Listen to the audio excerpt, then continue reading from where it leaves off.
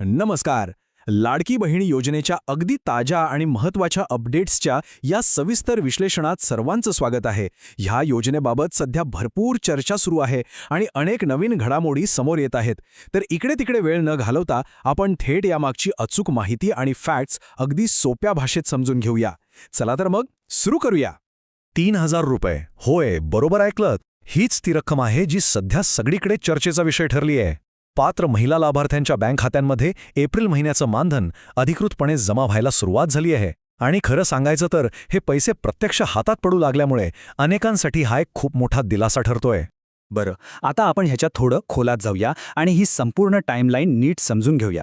ज्या पात्र महिलांनी 30 एप्रिल 2026 पर्यंत आपली KYC आणि इतर आवश्यक कागदपत्रांची दुरुस्ती पूर्ण केली आहे ना, त्यांच्या खात्यात 15 मे पासून एप्रिल महिन्याचं मानधन जमा होण्यास सुरुवात झाली आहे. आणि महत्त्वाचं म्हणजे गेल्या 3-4 दिवसांपासून मार्च महिन्याचे पैसेही खात्यात धडाधड जमा होत आहेत. पण थांबा, यात आणखी एक भारी अपडेट आहे. ज्यांचे जुने हफ्ते अजूनही बाकी आहेत त्यांच्यासाठी ही माहिती खरोखरच खूप दिलासा देणारी आहे.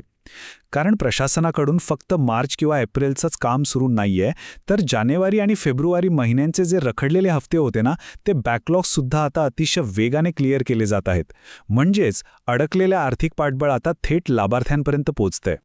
आता आपण वळूया लाभार्थी आणि अपात्रतेच्या आकडेवारीकडे. आणि इथूनच आपल्याला योजनेची सध्याची खरी परिस्थिती अगदी स्पष्टपणे दिसून येते. विचार करा, या योजनेसाठी तब्बल 2,46,00,000पेक्षा जास्त अर्ज आले आहेत. त्यापैकी सुमारे 1,70,00,000 महिलांना सध्या यशस्वीरित्या मानधन मिळत आहे. म्हणजेच उर्वरित 76,00,000 अर्जदारांना कुठेतरी विलंब होतोय. आकडा मोठा वाटतोय ना, पण काळजी नसावी, हा एका व्यापक तांत्रिक प्रक्रियेचाच एक भाग आहे. आता इथे एक गोष्ट समजून घेणं अत्यंत गरजेचं आहे. ती म्हणजे अपात्रता या शब्दाचा नेमका अर्थ. अपात्रता म्हणजे कायमचं योजनेतून बाहेर काढलं असा त्याचा अर्थ अजिबात होत नाही. ह्या 76,00,000 लाभार्थ्यांना जो विलंब होतोय ना, त्याचं मुख्य कारण आहे अपूर्ण KYC किंवा माहितीत असलेली एखादी छोटीशी चूक. ही फक्त एक तात्पुरती स्थगिती आहे. कागदपत्रांची पूर्तता केली की हा प्रश्न चुटकीसरशी सुटतो. चला आता पुढे पाहूया स्थिती कशी तपासायची आणि यावर नेमके उपाय काय आहेत. आता साहजिकच अनेकांच्या मनात एक मोठा प्रश्न घोळत असेल की जर हप्ता आलाच नाही तर पुढे काय. सर्व अटी पूर्ण केल्यात, आपण पात्रही आहोत, तरीही जर पैसे खात्यात आले नसतील तर नेमकं काय करायचं. टेन्शन घेऊ नका, ही चिंता दूर करण्यासाठी आपल्याकडे एक अतिशय सोपा आणि स्पष्ट मार्ग उपलब्ध आहे.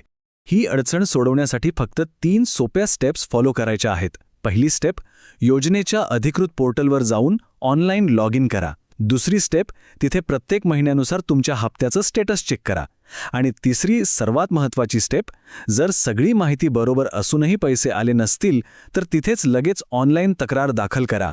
ही संपूर्ण प्रोसेस अगदी घरबसल्या आणि पटकन मोबाईलवरूनही करता येते.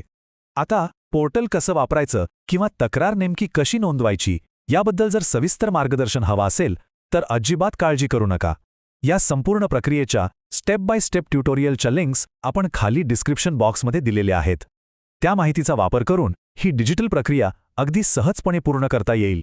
तर आजच्या या सविस्तर विश्लेषणाच्या शेवटी एक असा प्रश्न उभा राहतो ज्यावर आपण सर्वांनी विचार करायला हवा. पहा, लाखो लोकांचे पैसे केवळ KYC आणि डिजिटल पडताळणीमुळे रखडले आहेत. मग ही वाढती डिजिटल दरी खरोखरच अशा अत्यंत महत्त्वाच्या जनहितकारी योजनांचा वेग मंदावत आहे का? एकीकडे कडक डिजिटल पडताळणी आणि दुसरीकडे सामान्यांपर्यंत सहज पोहोचणारं कल्याण, या दोन्हींमध्ये भविष्यात समतोल कसा राखला जाईल, हा प्रश्न नक्कीच विचार करायला लावणार आहे. आजच्या या माहितीपूर्ण विश्लेषणात सहभागी झाल्याबद्दल खूप खूप धन्यवाद.